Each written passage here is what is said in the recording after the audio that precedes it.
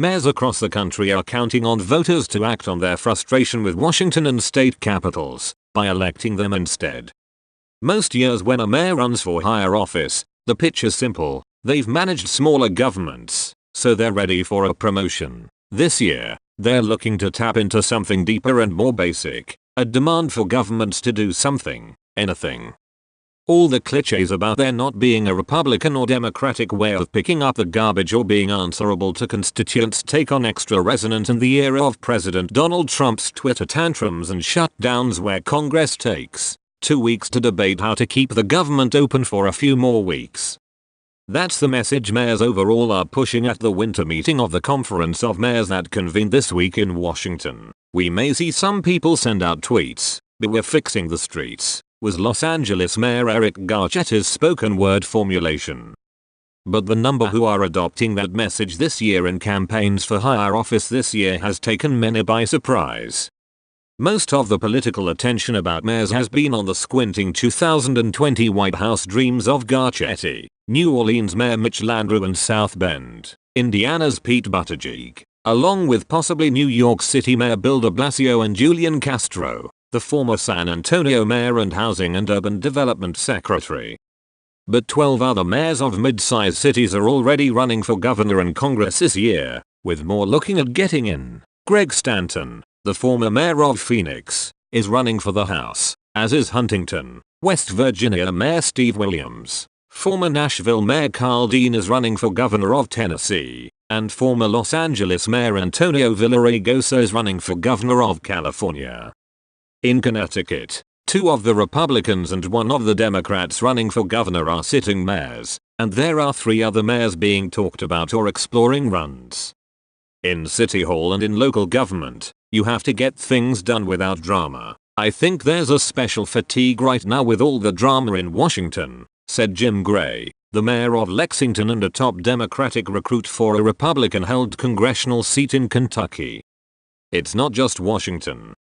As state politics and national politics get more and more partisan, people are starting to look at local government as the last level where things really get done, and governing takes precedence over politics, said Oklahoma City Mayor Mick Cornett, a Republican running for governor of Oklahoma and a former president of the Conference of Mayors.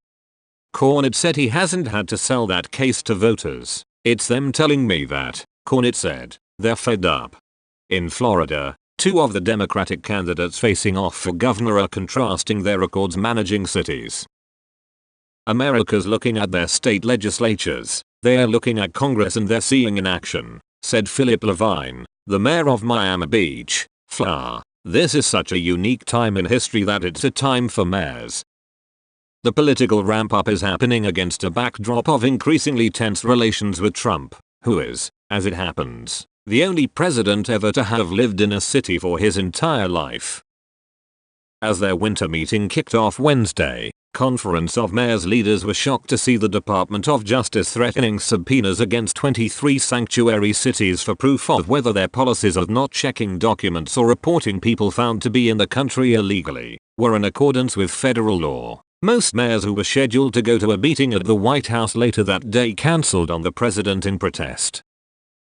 I can't ever recall where someone who professes to work with other people punches them in the face then says, "I'd like to talk to you," said Landrieu, this year serving as the conference's president. What we are not willing to do is to stand idly by when you threaten the mayors of America for following the Constitution of the United States. The mayors who chose to boycott this event have put the need of criminal illegal immigrants over law-abiding Americans, Trump responded, speaking at the White House to the mayors who did attend. But let me tell you, the vast majority showed up. Mayors are also raising huge doubts about Trump's supposed infrastructure plan, which has been talked about for over a year and that White House aides now say will land in 2 weeks. If reports are correct that the president's plan would only devote a small fraction of the funding we need to rebuild America, then he is committing our country to further erosion and decay instead of fulfilling his promises, Landrieu said, in his opening remarks on Wednesday. The potential political downside for mayors is being accused of trying to force an urban agenda on places that have very different concerns. Paul Soglin, the mayor of ultra-liberal Madison, and a gubernatorial candidate in the Wisconsin Democratic primary, said Governor Scott Walker has already made that attack.